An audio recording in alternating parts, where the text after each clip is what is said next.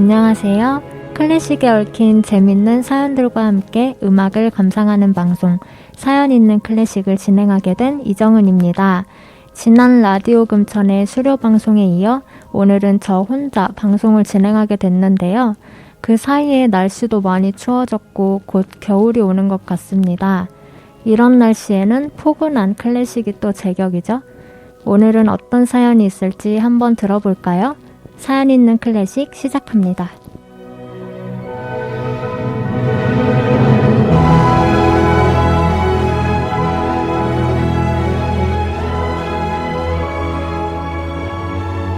오늘은 모두가 알만한 음악을 함께 들어볼까 하는데요. 소개해드릴 음악은 바다르체프스카의 소녀의 기도입니다. 음악도 제목도 매우 유명하지만 작곡가명은 굉장히 생소하지 않나요? 네, 바다르체프스카는 그렇게 유명한 작곡가가 아닙니다. 그는 19세기 폴란드의 여성 작곡가였는데요. 당시에는 여성이 음악을 하는 것, 특히 작품을 쓰는 것은 거의 금기시 되었던 시대였어요. 그래서 우리가 아는 유명한 작곡가들, 베토벤이나 모차르트, 슈베르트 이런 사람들은 모두 남성이었고요. 여성의 작품은 거의 알려지지가 않았죠. 그럼에도 불구하고 소녀의 기도는 어떻게 유명해졌을까요? 바다르체프스카는 어렸을 때부터 피아노를 굉장히 잘 쳤다고 합니다. 근데 손이 작아서 연주자로 성장하기는 힘들다고 스승님께서 말씀하셨다고 해요. 그런데도 열심히 노력해서 스승으로부터 인정받기도 했어요. 그리고 그렇게 자라서 어린 나이에 결혼을 하고 18살에 자신의 딸을 위해서 작곡한 곡이 바로 이 소녀의 기도입니다. 바다르체프스카는 결혼 후에 5명의 자녀를 낳고 20대의 젊은 나이로 생을 마감했습니다. 굉장히 어린 나이에 많은 자녀를 낳고 죽었어요. 그 후에 이제 소녀의 기도는 오랜 시간 묵혀 있다가 우연히 한 프랑스의 음악 잡지 편집장에 눈에 띄게 되었고요. 곡이 마음에 들었던 편집장은 잡지에 소녀의 기도를 싣게 됩니다. 프랑스인들은 그 곡을 굉장히 마음에 들어했다고 하네요. 이후에 시간이 흘러서 안톤 체홉의 4대 희곡 중에 하나인 세 자매에도 이 곡이 쓰이면서 더 널리 알려지게 됐습니다. 바다르체프스카는 이미 세상에 없지만 좋은 곡이 남겨져서 지금까지도 우리가 모두 알고 있는 음악이 된 거예요. 사실 이 음악은 많이 알고 있다고는 하지만 클래식계에서 자주 연주가 된다거나 논문이나 분석 같은 연구가 이루어지지는 않아요. 이유는 저도 잘 모르겠는데 모차르트나 베토벤 같은 유명한 작곡가가 썼던 곡이었다면 대우가 조금은 다르지 않았을까 싶습니다. 이 곡의 특징은 약간 변주곡 같다고 할까요? 처음에 나오는 메인 멜로디가 여러 번에 걸쳐서 꾸며지거나 변하면서 반복되는 형식이라고 볼 수 있습니다. 이런 부분들을 생각하면서 한번 저희 들어볼까요? 바다르체프스카의 소녀의 기도.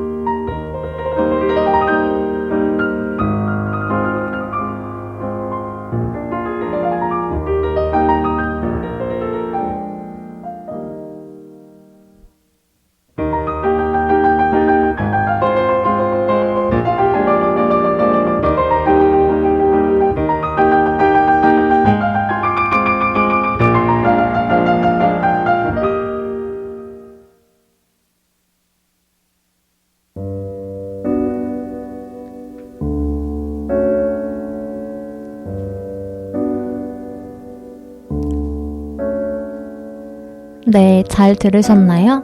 저도 이 곡에 대해서 모르고 들었을 때랑은 또 다른 것 같아요.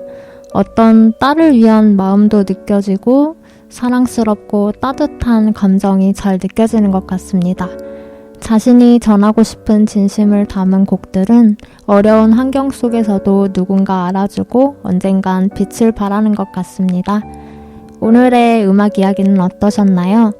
그럼 다음 시간에는 작곡가들의 더욱 재미있는 사연으로 돌아오겠습니다.